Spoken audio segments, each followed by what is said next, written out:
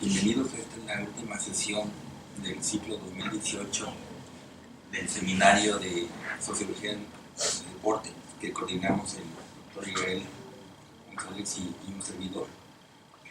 El día de hoy tenemos la presencia del doctor Ernest Millán Redín. Él es licenciado en Sociología por la Universidad de la Psicología. Sí. Bueno, es que como es muy variadita su información, bueno, es licenciado en Psicología, de la Universidad de la República en Uruguay, máster en Prevención y Tratamiento de Conductas Adictivas por la Universidad de Valencia en España, doctor en Comunicación Social por la Universidad de La Habana en Cuba, postdoctorado en Estudios Críticos y Psicoanálisis por 17 Instituto de Estudios Críticos. Actualmente se desempeña como director de Instancias, un espacio para la clínica, la formación y la investigación en psicoanálisis, y es coordinador de la maestría en psicoanálisis que imparte Instancias y UNIPAR en esta ciudad de Tijuana. La ponencia que ha preparado el doctor Ernest Millán lleva por título El caso Maradona y el discurso prohibicionista sobre las drogas. Los dejo con él. Bueno, espero que se escuche bien. También tenemos micrófono. Bueno, este trabajo sobre el caso Maradona viene de hace tiempo atrás. En primera instancia fue parte de una investigación que fue publicada en este libro que se llama Drogas, 13 discursos en una edad diferente, ya hace muchos años, que abordaba 13 discursos sobre las drogas, desde discursos del deporte, discursos de la ciencia, discursos de las revistas del acid rock y otras manifestaciones culturales, artísticas y académicas. Y luego se incorpora a este trabajo a lo que fue mi tesis de doctorado, en la intención, en ese caso, de a partir de un análisis crítico de lo que llamamos discurso prohibicionista, poder sentar las bases de un discurso alternativo o contrahegemónico en lo que tiene que ver con las drogas y el uso de las mismas. Cuando ustedes ven que en el título del trabajo hablamos de discurso prohibicionista, primero quisiera decir un par de cosas sobre el discurso prohibicionista brevemente, luego plantear algunas ideas del concepto de hegemonía con el cual trabajamos para caracterizar el discurso hegemónico y luego plantearnos las características de este discurso y qué pasa con el caso de Maradona y con los problemas en que el discurso prohibicionista se ve enfrentado. Muchas gracias. Los problemas con que el discurso prohibicionista se ve enfrentado al tener que explicar el fenómeno de la relación de Maradona con la droga, particularmente con el episodio de doping en el Mundial de Estados Unidos, de doping con efedrina, ¿no? Con cocaína, como normalmente la gente dice cuando hace una referencia al caso Maradona. Cuando hablamos del discurso prohibicionista hegemónico, estamos hablando básicamente de dos características que yo quiero señalar para comenzar. La primera tiene que ver con que el discurso prohibicionista, el discurso hegemónico, el discurso mayoritario, el discurso oficial, diríamos, sobre las drogas, se muestra a sí mismo como el único discurso existente. Nunca desde el discurso oficial se muestra las alternativas discursivas o la confrontación que existen entre dos formas de ver la definición de droga, en la dimensión social, cultural, económica y la afectación al desarrollo de la subjetividad del concepto de droga. Parece ser el único discurso existente. Y en todo caso, la contraposición de este discurso plantea, por un lado, está el discurso sobre las drogas, único, científico, moral y ético, y por otro lado está el discurso del consumidor. Parecería que en el ámbito del académico, de la representación discursiva del debate académico, no existiera otra alternativa. Esta cuestión de confrontar no la posibilidad de dos discursos en el campo académico, sino uno solo en el campo académico y el otro en el campo del discurso del consumidor, implica de que el discurso del consumidor está planteado siempre como una justificación del consumo, mientras que el discurso académico, hegemónico, parece un discurso neutro, carente de intención y carente de sentido. Si pensamos en todo lo que plantea Van Dijk en torno a rescatar la intención del discurso como objeto del análisis científico, veremos que aquí la intención del discurso está particularmente obstruida, interferida, invisibilizada. Esta es una primera cuestión que podemos señalar. En segundo lugar, además de ser el único discurso existente, el discurso sobre las drogas, que escuchamos habitualmente, y después vamos a ver en qué consiste, está planteado siempre como si emanara de una ley natural. Es un discurso, digamos, sin autor. El autor es un sujeto omitido. ¿Qué puede decir el autor? Cuando uno le pregunta a quien sostiene este discurso y quién lo dijo, la respuesta es lo que se sabe, es lo que es, no precisa fundamentación. Si se dice, por ejemplo, pensemos en uno de los paradigmas del discurso prohibicionista, que es el posible principio de la escalada del consumo, imposible de probar en el ámbito científico y en cualquier investigación. Si uno le pregunta de dónde surge, no hay que fundamentarlo, no hay que presentar investigación, se sabe que es así. Esa es la respuesta. Son un saber natural, un saber que emana de la propia estructura de la realidad y no del análisis sobre la misma. ¿Por qué digo que el discurso prohibicionista en cuanto a esto de la escala del consumo es uno de los elementos más interesantes para ver que no se puede probar? ¿Qué quiere decir cuando se dice, bueno, la marihuana es la puerta de entrada al consumo de otras drogas? Bueno, para probar esto, se puede entrevistar a consumidores internados en los anexos, en los centros de rehabilitación, que consumen cocaína, heroína, metanfetaminas, ¿no? O cualquier otra cosa. Y se le pregunta con qué droga iniciaron, cuál fue la primera droga, tienden a decir marihuana, por ejemplo, ¿no? Entonces, de ahí se emana esta lógica: marihuana, experimentación con otras drogas, cocaína, heroína, metanfetamina, ¿no? Esto, si nosotros miramos las cifras de la de Psiquiatría Baja California o de la Encuesta Nacional de Drogas, sabemos que esto, por lo menos para algunos estados de México decían, la droga de inicio en Baja California tiende a ser la metanfetamina. Pero además hay un sociólogo uruguayo que ha trabajado sobre el curso de medio de comunicación muy interesante, Rafael Valse, trabaja en Brasil, investiga en Brasil. Él dice, bueno, sí, primero esto es una lógica transversada, falsificada. Si preguntamos a los que consumen drogas más pesadas por qué empezaron, dirán por la marihuana. Pero si preguntáramos a una muestra representativa del universo de consumidores de marihuana, veremos que la mayoría no pasan de la marihuana. Entonces hay una lógica perversa del discurso prohibicionista, que selecciona una metodología de investigación que no se puede sostener desde el punto de vista de la justificación científica, pero sin embargo de allí surge una verdad que se convierte en indestructible. Weiss decía, bueno, si nosotros miramos al consumidor de cocaína, etc., e investigamos hacia atrás los consumos previos, no solo encontraremos la marihuana, encontraremos el cigarro, encontraremos el alcohol. Y él decía, irónicamente, pero también encontraremos la leche materna.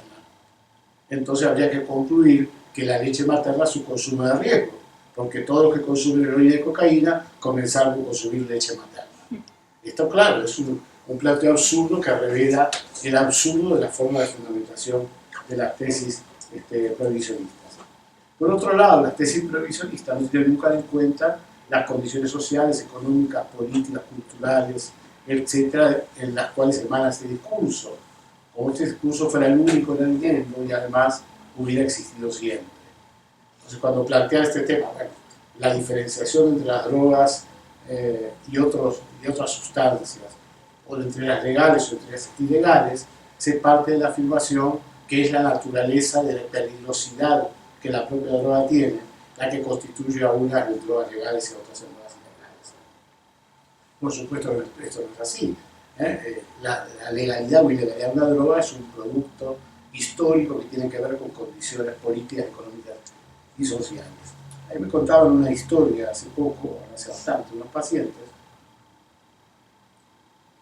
un integrante de un grupo que había terminado la carrera de arquitectura y se había ido de viaje, ¿no?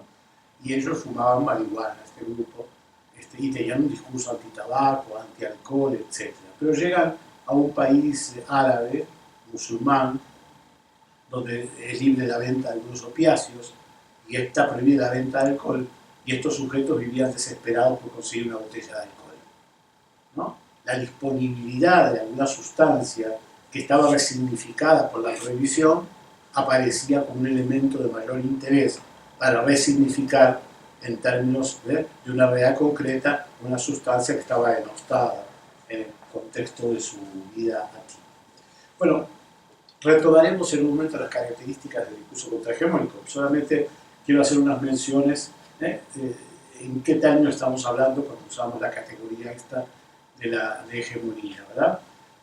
Por un lado, el diccionario de política de Norberto Bobbio y otros autores presenta o define la hegemonía en términos de los primeros conceptos definitorios, en términos de las relaciones internacionales, fundamentalmente, de la superioridad de fuerza política y militar de un país sobre otro para conducir de esta superioridad de fuerza a un proceso histórico o político.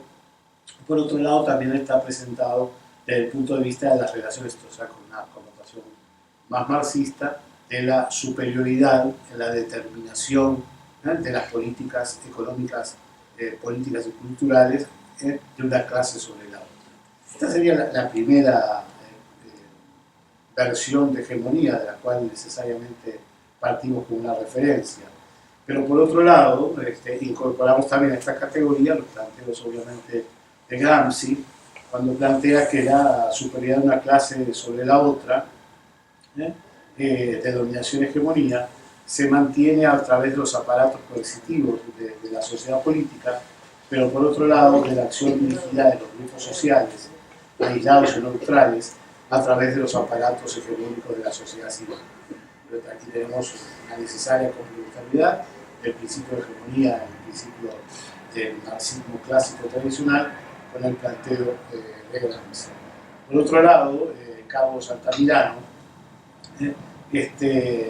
insiste en reformular el principio de la hegemonía en el entorno de los principios de investigación de las ciencias sociales y de la cultura de la comunicación. Y en este sentido dice, y lo cito, la sociedad civil en Gramsci supone una trama institucional formada por la familia, la escuela, los medios de comunicación, las iglesias, mecanismos que socializan a la población en los valores dominantes y que por lo tanto contribuyen a la elaboración del consenso de forma perdurable en la que emana una violencia monopolizada por la sociedad política. Pero podríamos hacer otras referencias. Citaremos por último a Martín Barbero, cuando dice que de los medios, bueno, el libro de los medios a las mediaciones, comunicación, cultura y hegemonía, insiste, retomando a Gramsci, que no hay hegemonía, sino que ésta se deshace, el concepto de este clásico que incorpora Barbero, que se deshace y se hace continuamente, que está en permanente crisis y que implica una dialéctica insoslayable entre el ejercicio de la fuerza, la apropiación de sentidos por el poder, la seducción y la complicidad. Bueno, partiendo de este concepto de hegemonía, podríamos plantear, no es el objetivo de esta plática, pero sí ha sido el objetivo de esta investigación, podríamos ver los gérmenes, las condiciones y los procesos de la construcción de lo que podríamos llamar un discurso contrahegemónico, ¿no? Un discurso contrahegemónico que por supuesto integre el discurso del consumidor, pero no se agote en ese discurso, quedando reducido a esta lógica perversa de la tesis prohibicionista que decíamos al principio, plantea el discurso de la ciencia, o el discurso de la moral, o el discurso de la ética, el que es el discurso prohibicionista, y por otro lado el discurso del consumidor. Volviendo a la tesis prohibicionista, quiero desarrollar algunos conceptos básicos, porque el ejemplo del caso Maradona es interesante en tanto pone en crisis al discurso prohibicionista y le implica una serie de readaptaciones discursivas para poder superar el escollo que esta controversia de hecho le plantea. Entonces me parece interesante plantear algunos principios del discurso prohibicionista. Cuando escuchamos hablar desde este lugar, afrontamos habitualmente la idea de la pandemia o la epidemia. Ustedes han escuchado seguramente de forma reiterada, las drogas son una epidemia o son una pandemia, para darle todavía a la epidemia un carácter más universal, ¿no? Un carácter más trágico. Esta idea de la epidemia o la pandemia es que parece ser una descripción estadística de una realidad, es en realidad un principio fundado sobre un pensamiento mágico, que es pensar que la droga es un flagelo, cosa que ustedes han escuchado también hablar. La droga es un flagelo, o sea, la droga es un ser vivo que tiene movimiento, que va a la búsqueda del usuario, lo captura y lo atrapa. Esa es la dimensión del movimiento vital del flagelo. Yo siempre digo que yo nunca he visto una línea de cocaína persiguiendo a alguien para meterse por la nariz mientras el tipo se resiste a que la línea le entre. No lo quiero, niña, déjame. Y la línea persiste cual flagelo moviéndose voluptuosamente, hasta penetrar el organismo de este sujeto indefenso para convertirlo en usuario y consecuentemente en la repetición del acto en un adicto. Este concepto de epidemia y pandemia, unido a la idea de flagelo, es particularmente interesante y útil para el discurso prohibicionista, ¿no? Porque permite una connotación en términos científicos de carácter moral. La droga es mala. Fíjense esto de que la droga es mala, es interesante. En Brasil, cuando se habla de que algo es malo, se dice es droga, ¿no? Esta connotación de maldad, de droga con maldad, que parece devenir del desarrollo discursivo de la ciencia y que termina anclada en un dispositivo de carácter puramente moral. Por otro lado, el discurso prohibicionista podríamos caracterizarlo por la absolutización del modelo médico. Cuando vemos el desarrollo de los modelos en los cuales se ha insertado el discurso sobre las drogas, podemos diferenciar varias etapas. Bueno, pero podemos encontrar una etapa donde el modelo predominante era un modelo de carácter religioso, ¿no? Y la droga aparecía en algunas culturas como un vehículo de acercamiento ritualístico a la conexión con Dios, y luego apareció en otras culturas más contemporáneas como un instrumento desnaturalizador de la relación con Dios, como una alteración de la voluntad de Dios. Luego apareció lo que se llama habitualmente el discurso jurídico, donde el tema de la droga estaba planteado en términos de su legalidad y ilegalidad, encubriendo, superponiendo lo legal y ilegal el concepto de la bondad o de la maldad. Y por último aparece el modelo médico, que es el que le da sentido y contenido fundamentalmente en la actualidad del discurso hegemónico, el modelo médico donde parece estar en juego en este debate absolutamente problemas de salud. Ustedes habrán escuchado que en muchos países del mundo los delitos asociados a la producción, distribución, tráfico, consumo, etc., se llaman delitos contra la salud pública. O sea, un sujeto que decide consumir en su acto íntimo y privado está cometiendo un delito contra la salud pública. Bueno, esta cosa es muy difícil de sostener de esta manera, pero así está planteado porque el discurso tiene que estar hecho desde este modelo médico hegemónico. Lo del modelo médico hegemónico, además, tiene un resultado muy interesante. Se enlaza con una concepción de la prevención y con una concepción del tratamiento, y tiene una repercusión claramente directa en la distribución de los presupuestos públicos, ¿no? Sobre la droga, entonces, se trata de curar al enfermo. La Organización Mundial de la Salud paga una cuenta importante a este modelo. Muy pocos especialistas en el mundo pueden plantear con un discurso médico coherente que la adicción es una enfermedad, ¿no? Esto que se repite tan habitualmente y que fue un logro histórico plantearlo como enfermedad, si pensamos que antes se le planteaba como pecado o como delito al consumo. El consumo está despenalizado en esta parte del mundo y están penalizados otros elementos vinculados a todo el proceso de circulación de la sustancia. Bueno, de pasar a ser un pecado, a pasar a ser un delito, a pasar a ser una enfermedad, parece haber un desarrollo alentador de la idea. Pero sin embargo, la idea de la adicción con la enfermedad no se sostiene en la comparación con los demás modelos médicos de la enfermedad. La adicción es una conducta que puede relacionarse con infinidad de procesos subjetivos y también una variedad amplísima de enfermedades. A veces es el resultado de la enfermedad y algunas veces el consumo adictivo precipita procesos de enfermedad orgánicos o psicológicos, bueno, la psicosis por intoxicación, por ejemplo. Pero esta cuestión de plantear la enfermedad, la adicción como enfermedad, es una cuestión vinculada al pensamiento médico. Por otro lado, otra característica es la percepción catastrófica del problema. Si ustedes ven todas las estadísticas que aparecen oficiales, con metodología de investigación bastante seria, no coinciden con las estadísticas o el peso relativo de la magnitud del fenómeno que presentan los medios de comunicación. Yo podría repetir aquí el ejercicio que tantas veces hacemos, de preguntarle a los asistentes, si no fuera porque hace frío, podríamos hacerlo, qué porcentaje de la población en general creen que consume drogas ilegales, ¿no? ¿Cuántos crees tú que consume? ¿Qué porcentaje de la población? ¿Con qué elementos contamos? Si yo cuento entre mis amigos, la gente que viene a mi casa, en una fiesta, hermano marihuana 7, hay 14, me da 50, pero estamos hablando de una población muy específica, las capas medias intelectuales, por ejemplo, o el ámbito universitario. La encuesta nacional de drogas es metodológicamente impecable.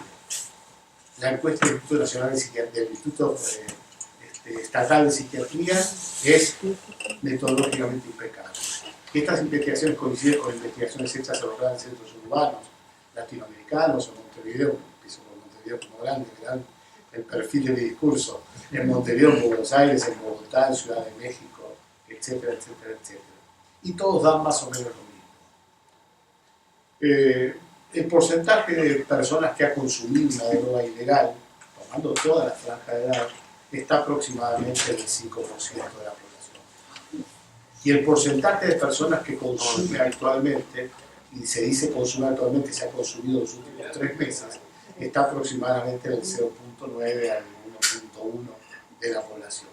Y el porcentaje de adictos, de sujetos que registran alguna problemática con el consumo, está entre el 0.4 y 0.5% de la población.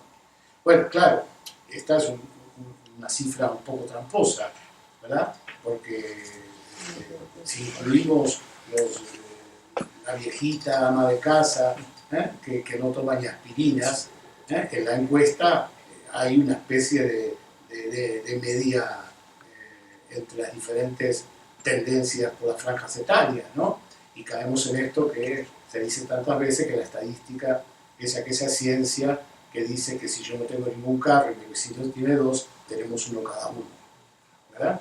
Entonces aquí hay una pequeña franja. Si nosotros tomamos las franjas etarias, encontramos, por ejemplo, que entre los 14 y los 34 años, más o menos, han consumido droga alguna vez en la vida ilegal, aproximadamente el 15 a 20% de la población, en esa franja.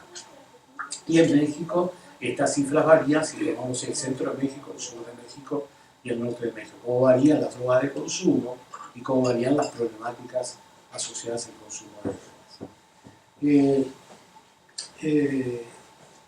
Otro elemento del discurso prohibicionista es la naturalización, lo hemos mencionado, de algunas drogas como buenas por ser legales y otras malas por ser ilegales. Y la idea de que la prohibición es básicamente un único mecanismo de control. Claro, las investigaciones en Holanda, las recientes investigaciones con poco tiempo todavía de impacto en Uruguay, las investigaciones en algunos estados norteamericanos no demuestran una escalada del consumo a partir de la legalización. Sin embargo, el discurso catastrófico, el discurso de la tesis prohibicionista, lo anuncia como una ruta prácticamente inevitable. Esta cuestión catastrófica y esta formulación de que la prohibición es un nuevo camino orienta las estrategias preventivas. Tenemos varias clasificaciones de las estrategias preventivas. Bueno, la primaria, secundaria o terciaria, o otras denominaciones sustitutivas, la reducción del daño, pero hay una que es muy interesante, que es lo que se llama las políticas de reducción de la demanda o reducción de la oferta, el control de la demanda o del control de la oferta. Si la droga es mala, si el sujeto es una víctima, si la droga es un flagelo y atrapa, lo que hay que hacer es montar un dispositivo para detener a la droga, ¿no? El modelo prohibicionista deriva en una concepción preventiva de prevención de la oferta. Y si hay que detener a la droga, el conjunto del presupuesto va a estar distribuido fundamentalmente en entrenar policías, hacer viajar a los políticos a los eventos internacionales para elaborar estrategias defensivas, encontrar y entrenar perros, etc. ¿Sí? Hay otra concepción de la prevención, que es la prevención de la demanda, que es trabajar de tal manera que los sujetos no necesiten de la sustancia para poder activar determinados procesos cognitivos, afectivos o emocionales.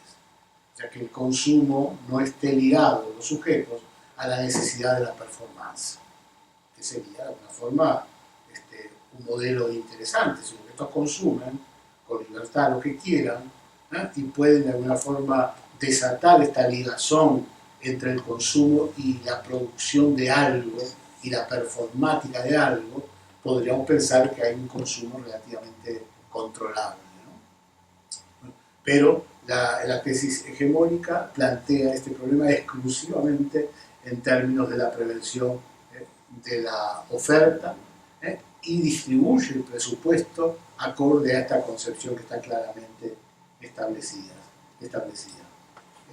Por otro lado, aquí es un elemento muy interesante y contradictorio del discurso previsionista.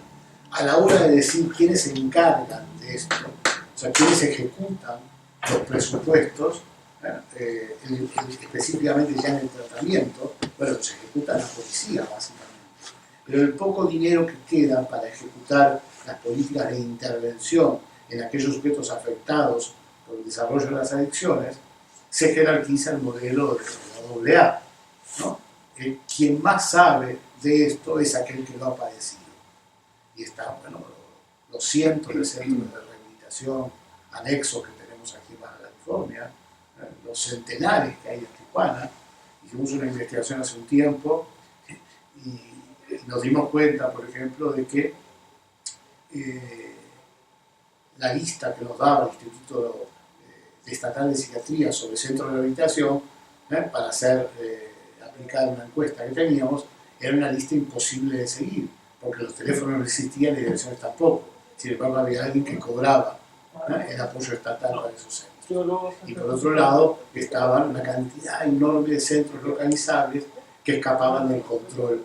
Ya no de la planificación de las estrategias de intervención, que sería demasiado pedir, sino escapaban del control de la norma mexicana, que determina las condiciones, cuántos baños, la cantidad de camas, etcétera, las condiciones de las camas, etcétera. Sin embargo, la intervención está prácticamente concentrada en aquellos que pasaron por la experiencia y conocen el problema. Y la inversión, la poca inversión en el tratamiento de la intervención está puesta allí en los anexos, en los centros de recuperación, que son la mayoría. Hay en Tijuana 3 clínicas apenas para gente de mucho dinero y centenares de centros de rehabilitación anexos. Pero curiosamente también se va desarrollando un sector de tecnócratas y de especialistas. Bueno, dentro de los especialistas yo me tengo que contar, porque mi maestría en principio fue en tratamiento y prevención prevención de adicciones. Y se llega a la paradoja, Bruno Gulasio, un psicoanalista, investigador argentino, plantea una cosa muy interesante. Él dice, la especialidad en el tema de la droga debería consistir en un sujeto que es capaz de montar una clínica con espacio de consulta, me refiero, no una casa, ¿no? Que es capaz de montar una clínica donde no se hable de la droga, ¿no? Y la perversión del concepto de especialidad consiste en montar una clínica donde se hable de la droga, en el sentido de que ahí hay una obstrucción de sentido.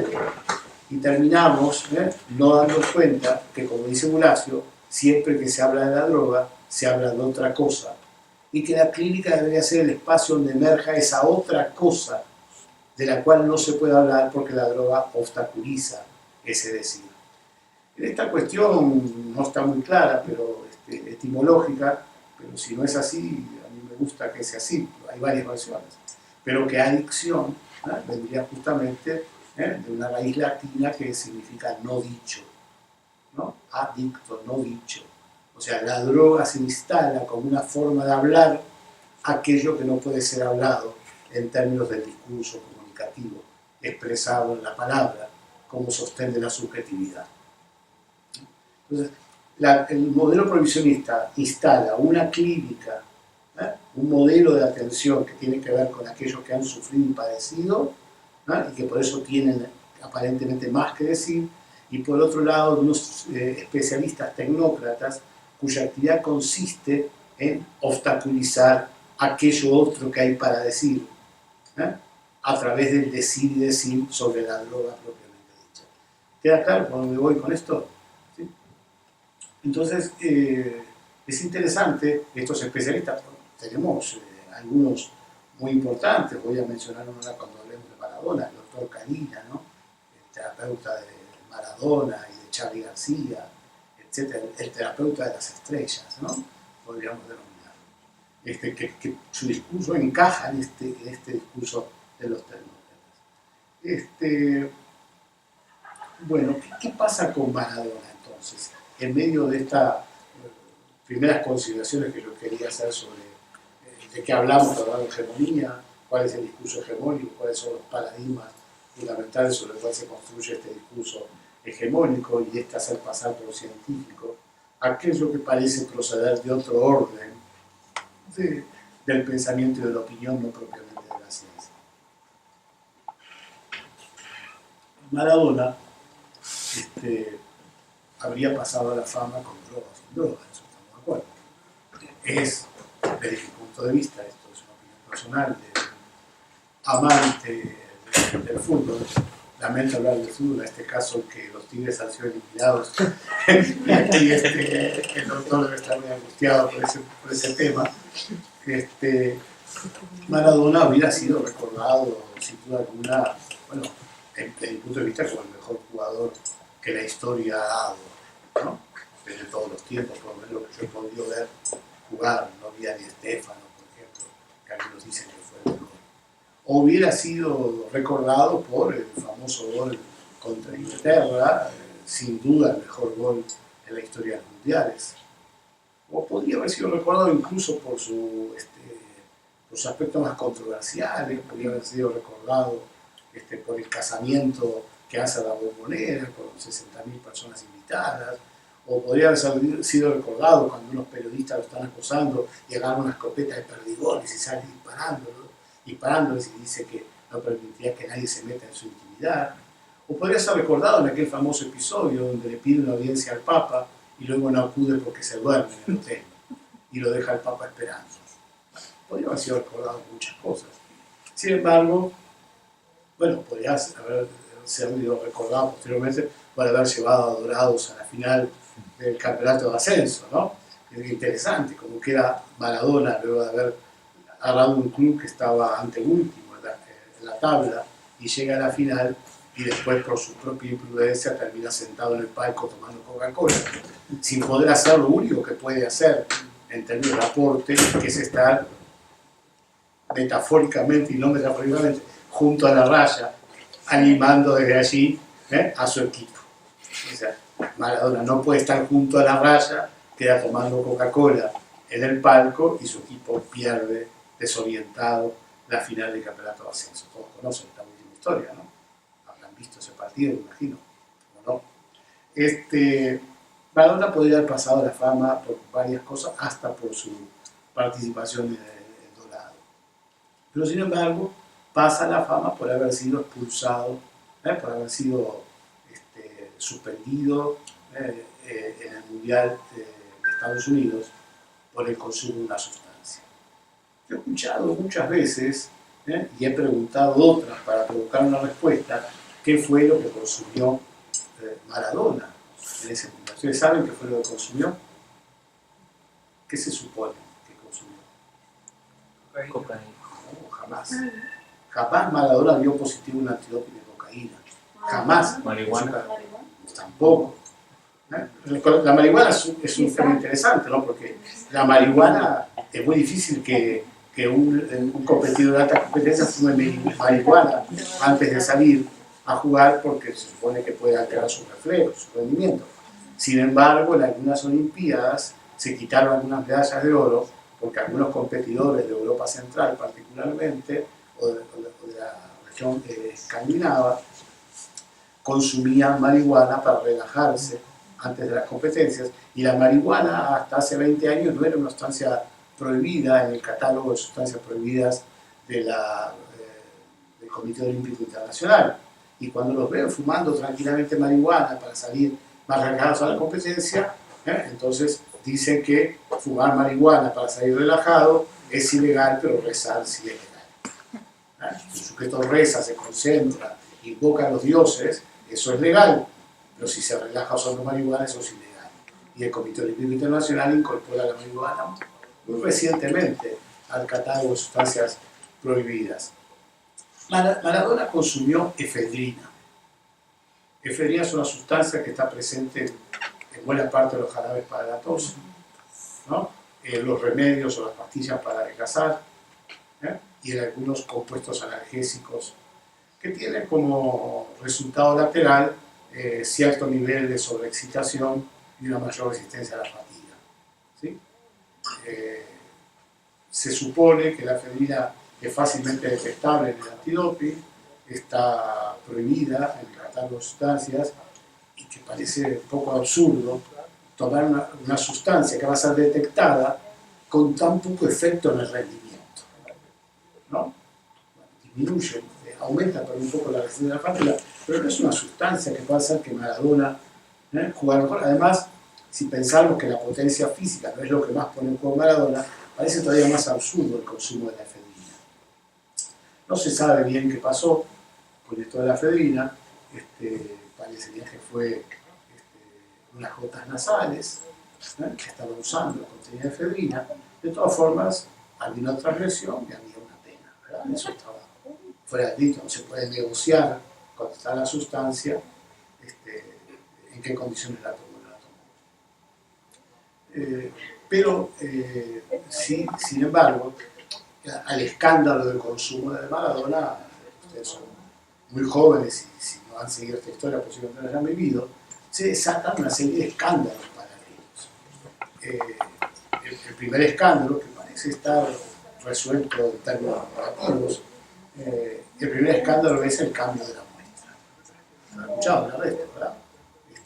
Se suponía de que le cambiaron la muestra a Maradona, ¿no? En un operativo que está plagado de irregularidades. Por ejemplo, lo va a buscar, lo saca de la cancha, si ustedes vieron las imágenes, lo saca una enfermera, cosa que está absolutamente ajena al protocolo. Al sujeto se le notifica, ¿no?, que tiene que ir a hacerse el examen antidoping, y tiene, según el país o según la FIFA en algún lugar, tiene algunas prohibiciones. No sé si escucharon que apareció un posible caso de doping de Ramos, el jugador del Real Madrid. La muestra no dio positiva, pero Ramos rompió el protocolo. O sea, lo sortearon y se fue a bañar, a duchar. Y esto está prohibido, porque el calor, etcétera, el vapor puede bajar la posibilidad de registro de algunas sustancias consumidas por el exceso de transpiración. Maradona no se fue a bañar, vino una enfermera y lo retiró de la cancha, y luego la cadena de seguridad de la muestra está absolutamente fragmentada. Parecería que no hubo fraude, pero en el momento estaba discutido, puesto sobre la mesa el tema del fraude. El tema del fraude en la muestra, Maradona lo plantea como un ejemplo más de la corrupción de la dirección de la FIFA.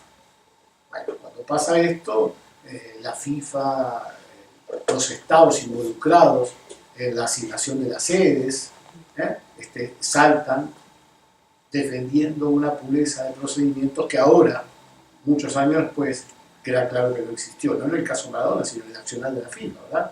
Se habrán escuchado todo esto, la corrupción de la FIFA, la expulsión de la ATE, el soborno para dar las sedes, el arreglo del Mundial de Argentina con la dictadura militar, ¿no? Varios elementos que hacen que nadie pueda creer en este momento que la FIFA no es un gran centro económico que no tiene ningún pudor en usar el fraude, la amenaza y otros actos violentos ante la discrepancia. Maradona venía discrepando con la FIFA y denunciando la corrupción de la FIFA, y enmarca su caso de corrupción y su denuncia de que se alteró la muestra como parte del discurso que Maradona seguía sosteniendo en relación a que la FIFA tenía una conducción corrupta de los destinos del fútbol mundial. Además, tengo que recordar que Maradona había hecho público en ese entonces, muy poco tiempo antes, su amistad con Fidel Castro. Bueno, yo no le envidio la amistad, pero él había hecho pública su amistad con Fidel Castro, y tenía un discurso político, diríamos, muy confrontativo en el marco de los temas políticos nacionales en Argentina e internacionales. En ese contexto parecería, según todos los analistas, que si bien no hubo fraude, primero se miró la cara y luego se hizo la evaluación. El sorteo posiblemente no haya sido tal, Maradona ya estaba destinado a ser elegido, había un dispositivo con enfermeras y custodios para sacarlo de la cancha que no cumplía con el protocolo, etc. Bueno, este es el tema como estaba planteado, pudiendo ubicar un poco la coyuntura. Yo quiero mencionar, hay muchos ejemplos, pero quiero mencionar solamente tres hechos periodísticos, declaraciones, que ponen en juego la peculiaridad que el caso Maradona tuvo, y porque yo digo que entró en confrontación directa con el discurso prohibicionista, que tuvo que acomodar algunas cosas difíciles de acomodar. Osvaldo La Rosa, un periodista, en un artículo titulado Diego Maradona, la gloria mancillada, analiza la situación del caso Maradona, lo presenta como víctima, lo define así, víctima del flagelo, discurso prohibicionista aplicado al caso Maradona, víctima del flagelo, acá el artículo de y concluye diciendo: lo que quizá nunca llega a saberse es si sus decisiones son realmente suyas o de qué manera están condicionadas la relación con su entorno. El tema del entorno aparece reiteradamente en todas las referencias periodísticas sobre Maradona. El marihuano, el cocainómano, el del barrio, ¿no? Puede ser claramente estigmatizado y condenado, pero ¿cómo condenar a Maradona directamente? El discurso prohibicionista necesita hacer una derivación, un traslado del énfasis discursivo de Maradona al entorno. Claro, el entorno facilita este discurso. Todos conocemos la intervención de su representante, Coppola, no sé si ustedes lo recuerdan, ¿no? Que se mueve como un mafioso, más en los entornos económicos del fútbol, y luego lleva una ruptura con Maradona posteriormente, luego que Maradona lo declara siempre públicamente como su hermano.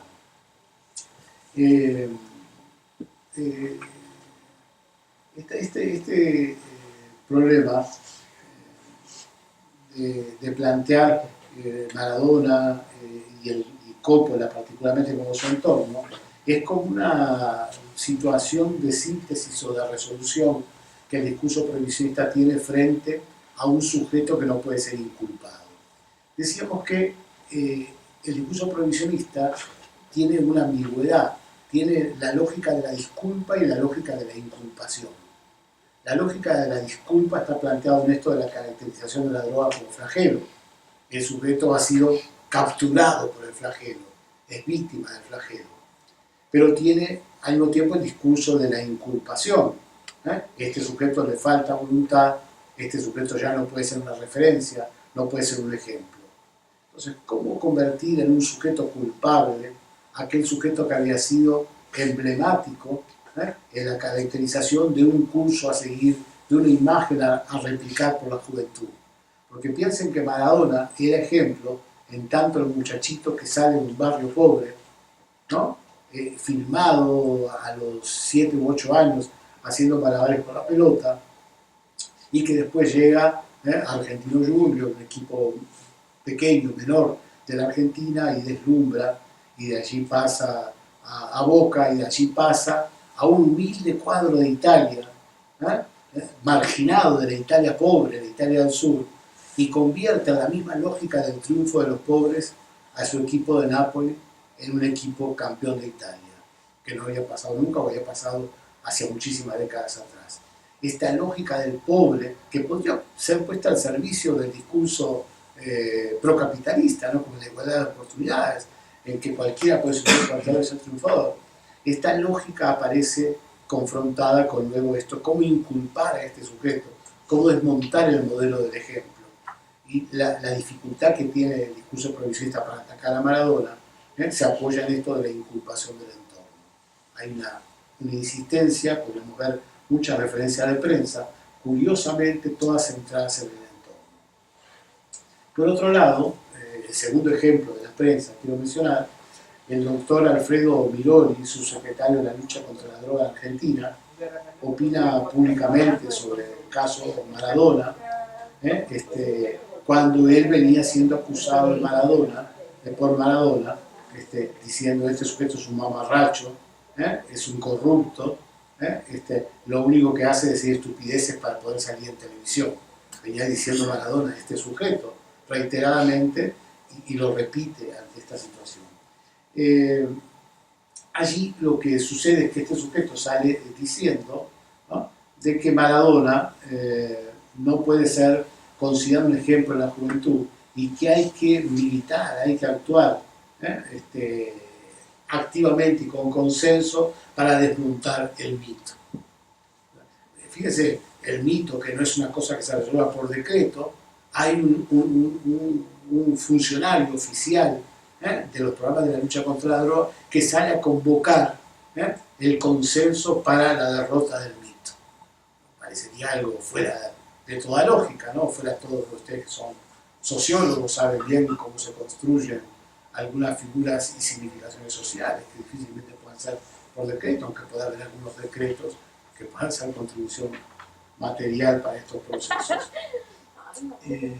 Por otro lado, a mí me parece interesante situar otro ejemplo, reiteradas declaraciones a la prensa, del doctor Eduardo Calina. Eduardo Calina es un psicoanalista, diríamos en términos mexicanos, un disque psicoanalista argentino, especialista en el tratamiento, en una clínica especializada en el tratamiento de adicciones, y ha sido, entre otros, el terapeuta de Charly García, ¿no? Y fue en algún momento el terapeuta de Maradona.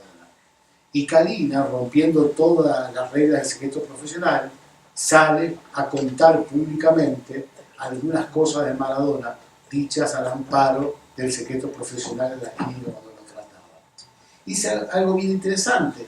Él monta la clínica de las adicciones, que tiene que ver con la posibilidad de la esperanza de la cura, entre comillas. Pero cuando aparece un sujeto que no ha podido ser curado desde su clínica, se adhiere al discurso hegemónico de la AA diciendo los adictos son incurables. O sea, el doctor Calina, un paradigma en el desarrollo de las clínicas de adicciones para la alta burguesía argentina, el terapeuta de las estrellas, que sostiene, para sostener su propuesta clínica, que la adicción se cura y es necesario una alternativa al concepto de incurabilidad de la AA, sin embargo, ante el fracaso de su propuesta con el caso Maradona, sale a decir es que los adictos son incurables. Y en una conferencia de prensa, una periodista chilena, Valeria Propato, le pregunta a Eduardo Calina si nunca sintió curiosidad por probar drogas. Y Calina, rompiendo ante la crisis del paradigma que lo sostiene con toda norma de recato, le contesta de esta manera: esa pregunta es típicamente psicopática. Los viciosos encuentran normal esa curiosidad. Respuesta en la conferencia de prensa a esta periodista chilena dicha por este sujeto. Por otro lado, uno de los paradigmas del deporte y las instituciones deportivas, el fútbol en particular y otras, es el equipo como una familia y el dirigente como el padre que cobija a estos chicos y los ampara, los protege, los asesora, sobre todo en una época donde el representante no era una figura tan decidida como ahora y los jugadores entregaban su destino, el de sus contratos, el de sus procesos económicos al amparo, asumiendo de que el dirigente era un buen padre que nunca iba a actuar contra ellos. Bueno, acá le tocaba al buen padre actuar, al buen padre hablar. ¿Quién era el buen padre de Maradona en ese momento? Macri, presidente de Boca. Entonces le preguntan a Macri qué tiene que decir sobre esto, y en la indagatoria frente al juez federal, lo que es llamado a declarar ante el juez federal, que era Carlos Branca, se deshace del mito dirigente padre y contesta: solo pondría las manos en el fuego por mi esposa y por mis hijos. Esta crisis de los discursos predominantes rompe varias líneas discursivas. En el caso de Calina, es incurable. En el caso de Macri, yo no pongo la mano por mis hijos adoptivos, putativos, ¿no? Pongo la mano solo por mis hijos y por mi familia, mis hijos biológicos.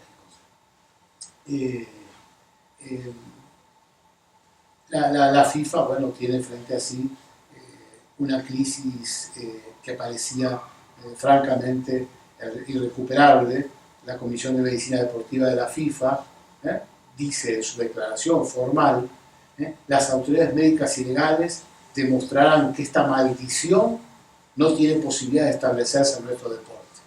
Declaración textual de la Comisión Deportiva de la FIFA. Fíjense, habíamos hablado de que aparecía el discurso religioso, ¿no?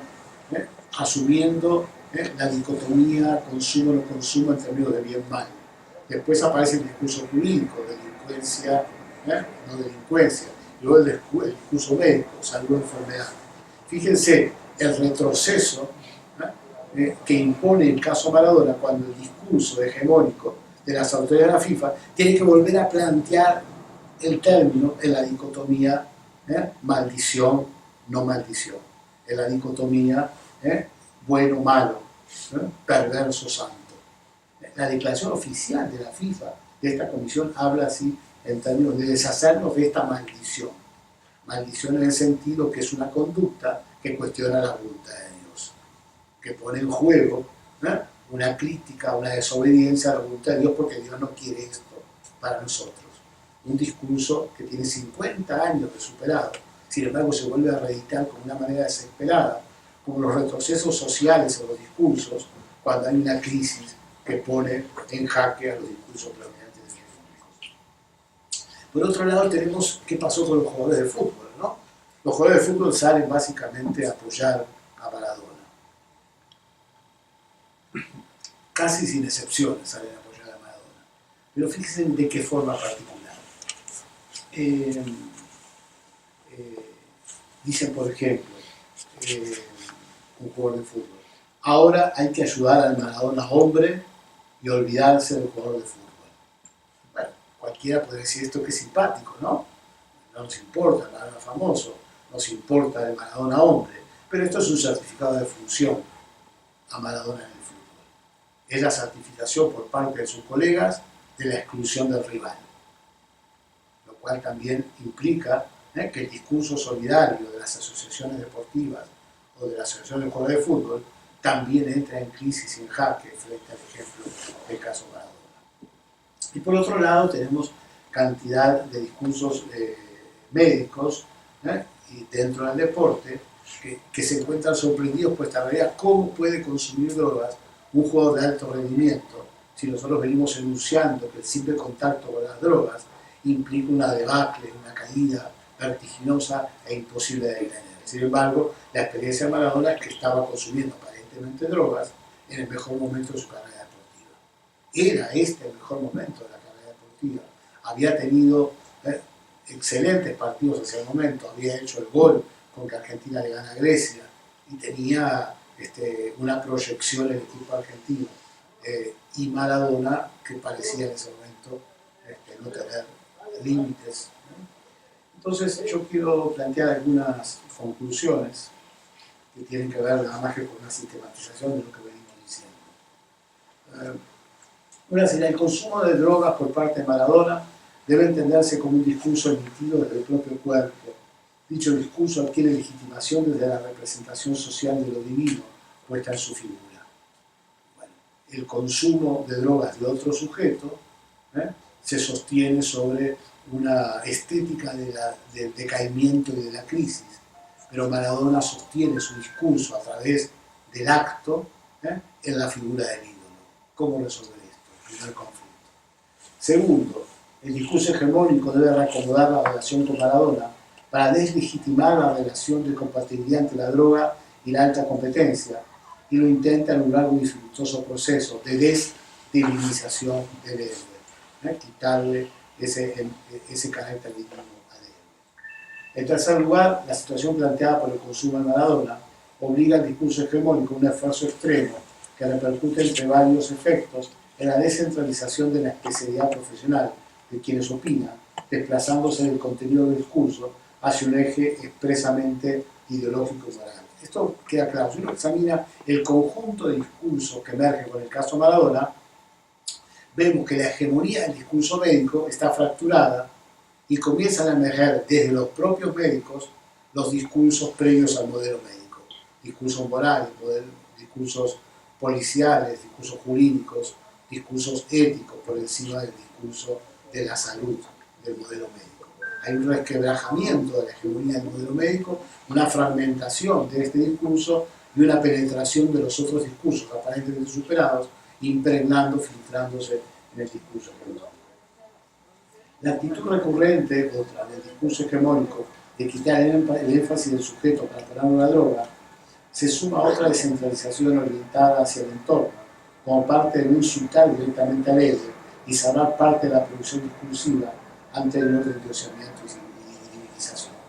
Esto que hablábamos hoy, de cómo se desplaza el entorno por no tener un discurso que funcione cómodamente en relación a la caracterización del sujeto de consumo, ¿no?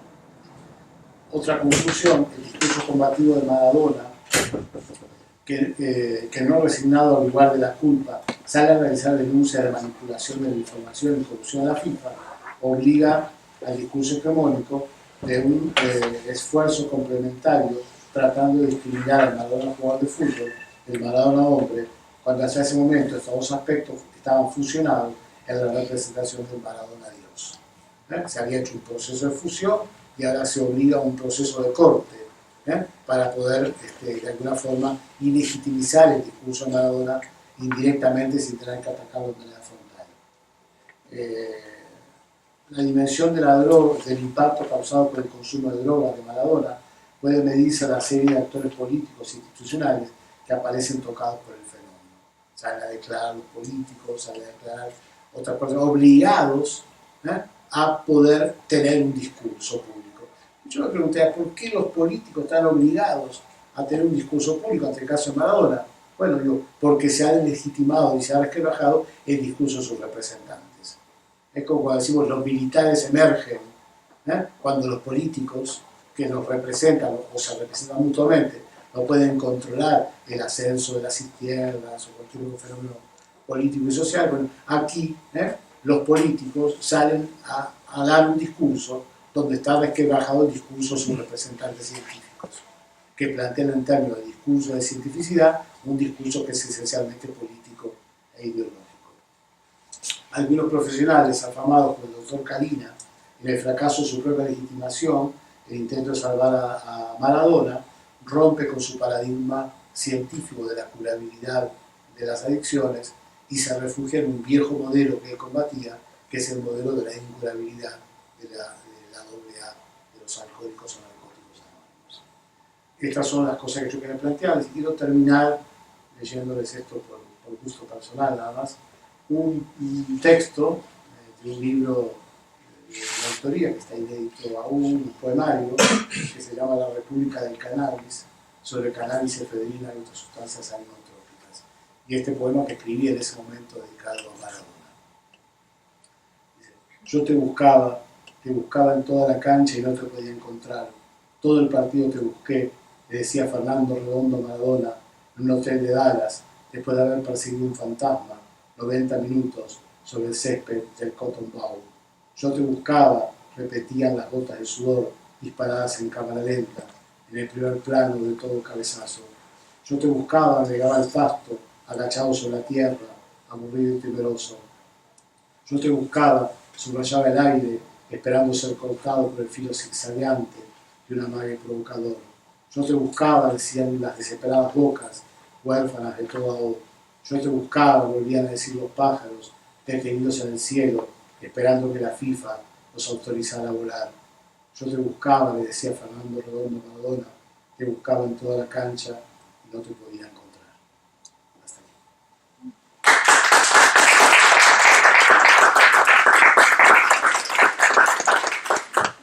Bueno, tenemos 20 minutos para comentarios, preguntas. Yo quiero preguntar antes de que me ganen, por su opinión sobre la llegada de Maradona a México, a ver si, pero particularmente pues a no cualquier estado, ¿no? La hermana República de Sinaloa. Y Bueno, ¿qué reflexiones me él dice que llega a Sinaloa porque quiere un lugar para alejarse de la droga. Eso declaró Maradona, ¿no? Yo creo que habrá una situación económica y política, bueno, el imperio de los Hank, ¿no? El imperio del caliente, las apuestas, ¿no? Se jugó mucho dinero en las apuestas a favor o en contra del milagro de Dorados, ¿no? Pero creo que más allá de todo eso, esta cuestión nos habla de la vigencia indestructible de Maradona, ¿no?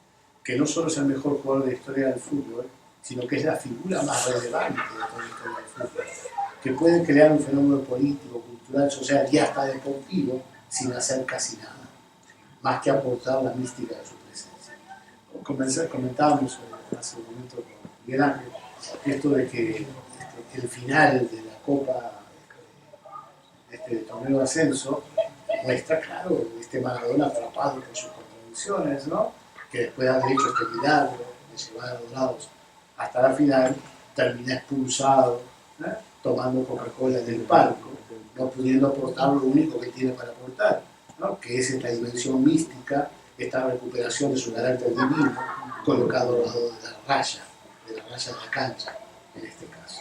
Maradona la tribuna con su walkie-talkie dando órdenes sobre lo que seguramente no tiene mucha claridad para dar, quedaba reducido otra vez a una pelota por fracaso. Pero va a aparecer otra vez Maradona, en otro lugar y con otro fenómeno, encabezando algún otro fenómeno. A mí me interesa esto como una prueba más de algo que parece ser indestructible, ¿no? Que Maradona une sus errores y sus fracasos, sigue generando opinión pública, sigue generando fenómenos culturales, ¿no? Y esto me parece que es relevante. Cómo llegó, por qué llegó a ese estado, bueno, es francamente curioso, ¿no? Sobre todo cuando dice que llega allí, en un lugar, a ese lugar escapando de la guerra, ¿no? Y tiene una base de tranquilidad fuera de esa amenaza de la oferta cotidiana de la guerra. Un Maradona que dice no estar consumiendo drogas desde hace ya más de 10 años. Y fíjese que interesante, porque Maradona dice esto desde el discurso prohibicionista, porque todos saben que consume mucho alcohol. inclusive se durmió en un partido del mundial aparentemente alcoholizado, pero él dice yo no consumo drogas. Aquí habla del discurso prohibicionista, ¿no? De esa separación, de lo legal y ilegal para determinar el carácter de peligrosidad de la sociedad, ¿no? Sigue apoyando a la cubana, sigue cambiando camisetas con Maduro y esas cosas que se están viendo. Primero agradecerle la participación, compartir estos saberes de estos estudios. Hace poco hacíamos un comentario con un compañero que no podemos explicar nuestra vida prácticamente sin hablar de Maradona. Curiosamente, a partir de esto que se comenta de la llegada a Sinaloa, ¿no? Y pues, todos los memes que surgieron de su llegada. La pregunta aquí sería más bien si Maradona pudo haber sido mitificado negativamente en este caso como este ente que cae de este pedestal al cual había llegado por mérito propio, sobre la base que usted reconstruye, sea alguien de clase baja, un genio con un balón en los pies, ¿no? Después va generando más detalles en su carrera. Pudiera ser de que las clases altas prohíben o rompen con Maradona por el hecho de demostrar lo que ellos sí pueden hacer, ¿no? De estas clases altas y lo que está demostrando Maradona de que lo hacen. Yo diría, una cosa que me gusta mucho que dicen los mexicanos, ni una cosa ni la otra, sino todo lo contrario. Yo creo que el caso Maradona sostiene en principio el discurso político del capitalismo, ¿no? En cuanto a que cualquiera, surgiendo donde sea, puede llegar a la gloria, ¿no? Que hay una experiencia personal que está por encima del condicionamiento histórico de la clase. Hasta ahí, nadie de la clase alta, bueno, algunos dirían que era un naco, otros, bueno, esas cosas que están en el discurso social y político, ¿no?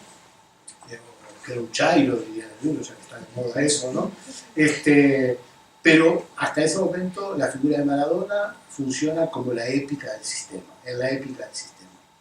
El problema empieza cuando Maradona consume. Bueno, empieza con su cercanía con la Revolución Cubana, ¿no? Con su enfrentamiento a Macri en Boca, la denuncia de las estafas de la FIFA, etc. Comienza a muchos lados. Pero el problema grande empieza cuando Maradona, aparentemente consumiendo drogas, ya en ese momento está en el mejor mundial de su vida, ¿no? Esto de que la droga necesariamente aniquila aparece cuestionado sin quererlo Maradona desde la propia actitud y conducta. Y Maradona, asesorado intuitivamente, no sabe cómo, bueno, entonces asume esto, ¿no? Y desde allí refuerza su conducta de denuncia y su conducta de la necesidad de legitimar un discurso político alternativo. Y ahí esto retroalimenta el conflicto en términos casi catastróficos, ¿no? Creo que más o menos así podemos pensar el funcionamiento de este fenómeno.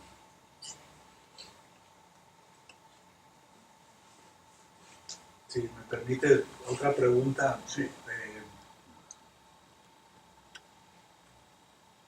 Los, no sé, paralelismos que puede haber, no hay comparación con otro, quizá futbolista, pero bueno, recientemente el Ronaldinho, que también en la prensa empezó a salir sobre problemas con el alcohol, pero con Julio César Chávez, y no sé si usted haya trabajado con esa figura que también es hasta cierto punto mítica. No trabajé nunca en Chávez, pero lo conozco bien el caso, yo creo, ¿no? Conozco su centro de rehabilitación actualmente, ¿no? Pretendía el llamado crítica, ¿no? Su vínculo con el poder, ¿no? El manejo los problemas que ha tenido con el tema de la transgresión, ¿no? de la prohibición de revelar la identidad de los internados, sacándose fotos con los internados y publicándolas en internet, ¿no? Todos estos conflictos que ha tenido su centro, ¿no? A partir de esta conducta, ¿no? Bueno, Ronaldinho carga con esto, que pudo haber sido el mejor jugador del mundo y no lo fue por su conducta. ¿no? Claro, Maradona carga con su inconducta y con haber sido el mejor jugador de todos los tiempos, cosa que hace a Ronaldinho más vulnerable que a Maradona. Pero ese discurso no acaba ahí, ¿no? Sigue con Neymar actualmente. Nadie quiere a Neymar porque parece que a pesar de ser muy bueno, le gusta salir de fiesta. Me parece interesante pensar la comparación del caso de Maradona con Pelé, ¿no? ¿Por qué con Pelé? Porque Pelé es justamente una imagen muy interesante del capitalismo. No solamente todo pobre puede llegar a ser figura, sino también todo negro, ¿no? Y para esto se levanta Pelé, que yo diría es el negro más blanco de la historia del fútbol, ¿no?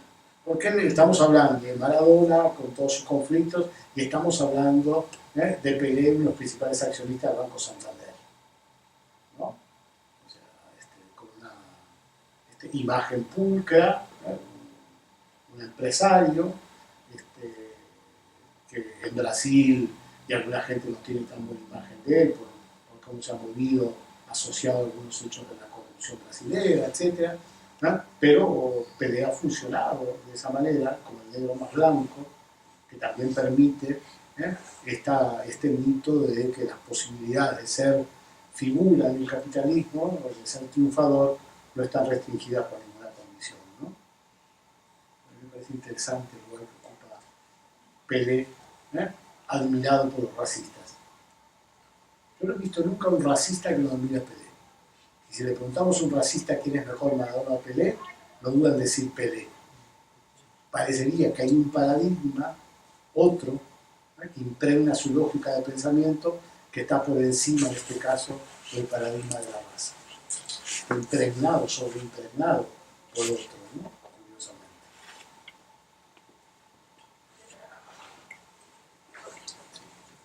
Bueno, pues antes que nada, muchas gracias por compartirnos sus experiencias y conocimientos.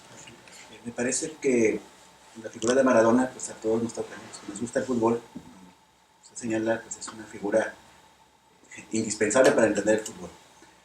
Quiero hacer una pregunta porque usted enfoca mucho el análisis y precisamente lo enmarca muy bien en la cuestión de la Copa Mundial del 94. Yo en aquel tiempo pues era un estudiante de secundaria, pero pues ya tenía conocimiento algo de lo que era el fútbol. Y los medios de comunicación estaban en aquel tiempo muy ensimismados sobre la figura de Maradona en ese mundial, precisamente por todos los antecedentes que tenían, ¿no? Inclusive desde el mundial del 90, ¿no? Cuando la final la pierde con Alemania, ese penal que un mexicano precisamente le da a favor de Alemania y amonesta a Maradona, ¿no? La figura, esta imagen queda, ¿no? A nivel mundial. Árbitro Edgardo Codesal, que por cierto tuvo un cargo aquí en México en la Comisión de Árbitros. Hijo de un juez uruguayo. Exactamente. Entonces, pero mi pregunta es esta, ¿no? Sí, tiene razón ya, analizándolo fríamente, porque realmente no le doy seguimiento puntual al caso, pero en aquel tiempo Argentina ganó sus dos primeros partidos, 4-0 a Grecia, le gana a Nigeria, que era su rival desde los Juegos Olímpicos, le gana 2-0, 2-1, algo así. Es un fantasma, ¿no? Sí. Y precisamente comparte el grupo con Bulgaria, con otro también crack de aquel tiempo que era Krzysztof Stoichkov, y pierde en los octavos de final contra Rumanía de Josh Hari, que también eran geniales en el campo, ¿no?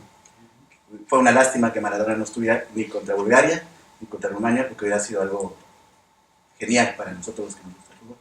Pero mi pregunta es esta, ¿no? Literalmente entonces este discurso en relación a la cuestión del uso de sustancias prohibidas, como usted dice, pues inclusive la FIFA pues tiene su propio organismo y determina qué sustancias sí, qué sustancias no. Pues entonces era una pelea directa políticamente y hasta culturalmente contra la figura de Maradona, porque representaba entonces una antítesis de lo que implicaba el deporte en aquel tiempo. Sí. Sobre todo tomando en cuenta la cuestión de que Maradona era el ejemplo, como bien dice usted, de muchos jóvenes, ¿no? No sé si va por ahí, doctor. Quisiera que me aclarara ese punto, ¿no? A mí me parece relación esto que tú dices. Bueno, primero esto volver a aclarar que la sustancia fue efedrina, ¿no? Sí, exacto. Para ubicar, está dentro de sustancias prohibidas. Si la cadena de custodia de la muestra era creíble y realmente lo consumió, bueno, no se puede especular sobre si fue voluntariamente o no, las sanciones son las que son. Pero Maradona cometió un pecado, un delito futbolístico mayor que ese, y es haber hecho un gol con la mano. Sí. Sin embargo, ese pecado antideportivo está considerado como el prototipo elogiable de la picardía criolla. Curiosamente, ¿no? Si hablamos en términos del fair play o de la legitimidad del espíritu deportivo, ¿no? Este gol con la mano tuvo incidencia directa en un partido mucho más de lo que el posible consumo de efedrina. Es correcto. Sin embargo, uno sirve para castigarlo y el otro está dentro de la mitología de la viveza criolla. Y esto me parece que es muy contundente como para pensar que no es la legitimidad del deporte lo que está en juego en esta campaña, sino es la legitimidad de un discurso que tiene que sostenerse cuando uno de los elementos esenciales sobre el cual sostiene entra en crisis a través del acto de un ídolo, sobre todo construido por aquellos que tienen que salir después a responder, ¿no? Hay que ver también los juicios de Maradona sobre la dictadura argentina, no solamente sobre la corrupción de la FIFA, ¿no? Aunado a esa, mi pregunta es curioso, ¿no? Porque se desarrolla en un país donde el núcleo es el ejemplo de este discurso hegemónico a nivel mundial, en Estados Unidos, capitalismo puro como tal. Y es extraño, ¿no? Porque, ok, lo sacan de la competencia, ¿no? Pero Maradona no se va de Estados Unidos. Lejos de eso, una cadena de televisión lo contrata inmediatamente como comentarista. E incluso pasan, cuando narran el partido contra Rumania, está Maradona ahí, ¿sí? y dando su punto de vista y al mismo tiempo sacando también esta crítica, ¿no? Hacia el sistema de la FIFA en relación a su caso y cómo su presencia, como le pasó ahorita a Dorados, ¿no? De no estar en el campo, lastimó seriamente y duramente a su Argentina. No, claro está que, más allá que haya sido real el consumo, bueno, es casi emblemático que haya sido en Estados Unidos, ¿no? Sí. El escenario donde debe ocurrir todo, lo que se convierte en una elección para la humanidad, todo debería ocurrir ahí aparentemente, ¿no? Además yo digo, pensando en otros deportes, si nosotros vemos todo el comportamiento de la prensa mexicana, Televisa, etcétera, frente al doping de Canelo, ¿cómo podemos creer cuando ahora, porque lo provocaron a Maradona unos hinchas, ¿no? Insultándole a la madre, a la hermana, que saben que es su talón de Aquiles, ahora salen diciendo que Maradona defendió al público, sigue siendo un adicto? ¿Han escuchado los discursos de estos días luego de esa confrontación? Y sin embargo, esa misma prensa defiende a Canelo, o esa misma prensa defiende a Márquez en su lavado de dinero. Entonces, ¿cómo podemos creer que es la defensa de los principios del deporte lo que está en juego? Eso no lo puede creer nadie, absolutamente nadie. Son otras cosas que están en juego y un sujeto como este puede quedar de un lado, puede quedar del otro lado de la calle. Y ha estado de los dos lados, ¿no? Después salió haciendo esto, la campaña del Sol, que se llamaba, la campaña de lucha contra las drogas en Argentina, ¿no? Asumiéndose como ejemplo de la salida, ¿no? De la recuperación de haber consumido. Fue muy criticado, tuvieron que levantar la campaña después, ¿no? Decían los memes de aquella, porque no eran memes, ¿no? Que Maradona debía hacer propaganda de Pepsi, mostrando el daño que había hecho la coca, ¿no? Porque decían eso, entonces era muy popular, había muchas cosas políticas. Sí, es que tiene usted razón. O sea, Maradona ha hecho de todo, ¿no? Hasta un programa de televisión tuvo, ¿no? La noche del 10. Fue muy famoso y contundente, incluso logró llevar a Chespirito. Lo entrevistó, lo tuvo cara a cara y dijo que era su ídolo. Pero sí, o sea, ciertamente es un personaje que está en todo y en todo brilla. O sea, independientemente de la cuestión y el estigma que pueda tener, brilla. O sea, y es algo que sí se tiene que tomar en cuenta y estoy muy agradecido por haber escuchado su charla. ¿Boca o River? Boca, Bueno, Boca, estamos conectados. el River debió sacar los puntos. No, pero dile todo. Real Madrid, América, Chile. ¿Hay más? No. Peñarol.